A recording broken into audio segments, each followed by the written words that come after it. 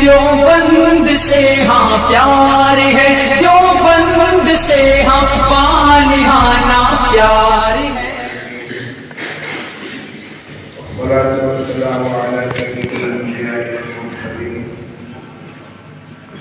سيدنا ومولانا محمد وعلى آله وأصحابه أجمعين.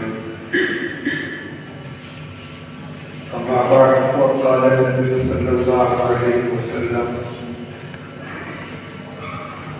أحب العرب لثلاث، لأني عربي والقرآن عربي ولسان أهل الجنة عربي، أو كما قال صلى الله عليه وسلم. میرے عزیزوں اور بھائیوں،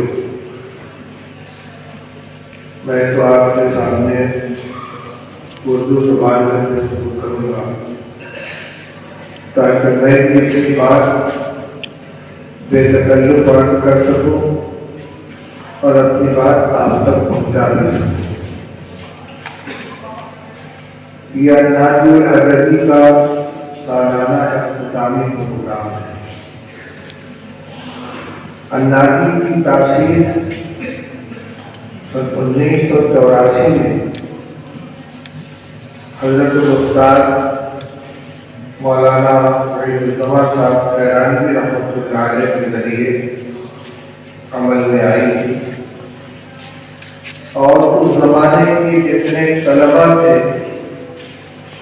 ان میں بڑی تعداد دنیا کو رخصت ہو چکی ہے، اور جو زندہ ہیں وہ بڑھاپے کی منزل طے کر رہے ہیں۔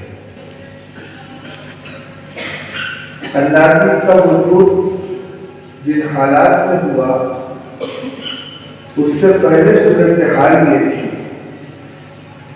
کہ دارالعلوم دیوبند کے اندر الحمدللہ نحو، صرف، ادب، بلاغت اور انشا کی بہترین صلاحیت رکھنے کے باوجود،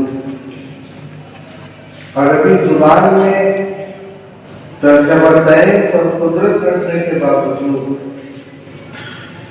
چند منٹ عربی زبان میں گفتگو کرنے کی ہمت نہیں ہوتی۔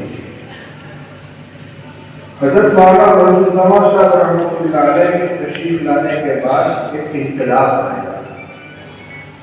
شورش عنقریب نے روح چمن میں پھونک دی، ورنہ یہاں کلی کلی مقصد خواب ناز میں ملک کے بعد معاصر ادارے طلبہ دارالعلوم کا استحضاء کرتے ہیں۔ قرأت الصلاۃ وضعت الصوم، لیکن اللہ جل شانہ نے حضرت استاد کے زمانہ روز لگن، محنت، قربانی اور اس زمانے میں جو طلبہ تھے جنہوں نے دلچسپی کے ساتھ حصہ لیا، ان کی چند سال کی محنت کے بعد الحمدللہ دارالعلوم میں وہ ماحول پیدا ہو گیا کہ بے تکلف انشاء اور تقریر کا ملکہ طلبہ کے اندر پیدا ہونے لگا۔ اگرچہ وہ جوش و جذبہ باقی نہیں ہے، لیکن یہ حضرت مولانا اور پھر ان کے موجودہ تلامذہ جو اس وقت سب سے عربی کی نمائندگی کر رہے ہیں، نگرانی فرما رہے ہیں، وہ النادی ادبی اور سب سے عربی کی سرپرستی فرما رہے ہیں، ان کی نگرانی میں آپ دیہات مبصری کے اندر دائرے میں دیکھ لیں تو بیک وقت 15-16 دیواری پرچے نظر آ رہے ہیں، جس میں ماہانہ، 15 روزہ، ہفتہ روزہ، بلکہ یومیہ جریدہ بھی نظر آتا ہے، اور یہ خالص ہمارے طلبہ کی محنت کا نتیجہ ہے۔ خود مضمون لکھنا، اس کی تصحیح کرنا، اپنے اساتذہ سے اس کی اصلاح لینا، اس کی کتابت کرنا اور اس کو آمیزہ کرنا، یہ تو اس کا مثبت پہلو ہوا۔ اور الحمدللہ یہاں سے فارغ ہونے کے بعد ملک میں بہت نمایاں ادیب کی حیثیت سے بہت سے فضلاء متعارف ہوئے. فقید اللغت العربیہ حضرت مولانا عبدالعالم خلیل الامینی علیہ الرحمہ حضرت مولانا عبدالزمان صاحب کے پر پہنچا اور ناظم ادبی کے تربیت یافتہ تھے. موجودہ اساتذہ میں حضرت مولانا محمد ساجد صاحب ہیں، حضرت مولانا خالد عارف جبیر صاحب ہیں، مولانا مسلم الدین صاحب ہیں، مولانا عبدالرزاق صاحب ہیں اور دیگر مولانا فہیم الدین صاحب ہیں، مولانا اشرف عباس صاحب ہیں. ماشاء اللہ بہترین عربی لکھنے والے ادیب حضرات ہیں، یہ تکلف لکھتے ہیں. یہ سب اسی انداز ادبی اور سبق عربی کا ثمرہ ہے. یہ تو ہے مثبت، لیکن مجھے شکایت ہے اپنے موجودہ احباب سے کہ انداز عربی اور سبق عربی اور زبان عربی کے ساتھ عام طلبہ کی جو دلچسپی ہونی چاہیے وہ برقرار نہیں. انداز ادبی کے جو سالانہ اجلاس ہوتے تھے، عشاء کی نماز پڑھنے کے بعد طلبہ مسجد سے تیزی میں آتے تھے دارالحدیث میں ہم کو جگہ مل جائے، اور اگر 5 منٹ کی بھی تاخیر ہوتی تھی تو یہ پورا حال بھر جاتا تھا اور بیٹھنے کی جگہ نہیں ملتی تھی. اور آج منتظمین کو انتظار کرنا پڑتا ہے، تاخیر کرنی پڑتی ہے. یہ افسوس کی بات ہے. ظاہر بات ہے کہ یہ جو کچھ محنت ہو رہی ہے یہ آپ کے لیے ہو رہی ہے، اور آپ کے اندر ذوق پیدا کرنے کے لیے، صلاحیت پیدا کرنے کے لیے، خطابت اور کتابت کا ملکہ پیدا کرنے کے لیے یہ ساری محنت ہو رہی ہے. دلچسپیاں پیدا کی جا رہی ہیں، اندازی کا مکتبہ ہے، مطالعے کے انداز ہیں. النہضۃ الادبیہ کے نام سے ایک جو رسالہ جاری کیا گیا ہے اس کی موسمائی ابھی تو فی الحال موسمائی ہے. خدا کرے کہ آپ کی دلچسپی بڑھے، طلب بڑھے اور اس کو ماہانہ اور 15 روزہ کرنے کا نمبر آ جائے. اس کا بھی مقصد یہی تھا کہ طلبہ کی تحریر ان کے اندر شائع ہو، ان کے اندر لکھنے کا حوصلہ پیدا، ہمت پیدا ہو. جیسے مائک کے سامنے کھڑے ہو کر کوئی بدیہا عربی میں گفتگو کرنا یہ صلاحیت کو بھی چاہتا ہے، ہمت کو بھی چاہتا ہے. اسی طرح کوئی تحریر مرتب کر کے اس کی کتابت ہو کر آویزہ ہونا یہ بھی ہمت اور صلاحیت کا تعلیم ہے. اور یہ کوئی بازار میں خریدنے کی چیز نہیں ہے. نہ صرف دعا کرنے سے حاصل ہوگی، صرف محنت کرنی پڑے گی. انداز ادبی کے ابتدائی اور افتتاحی پروگرام جو ہوتے ہیں اسی تشویق کے لیے ہوتے ہیں. ایک طرف کارکنان کی تشریح مقصود ہوتی ہے، انہوں نے سال بھر جو محنت کی ہے.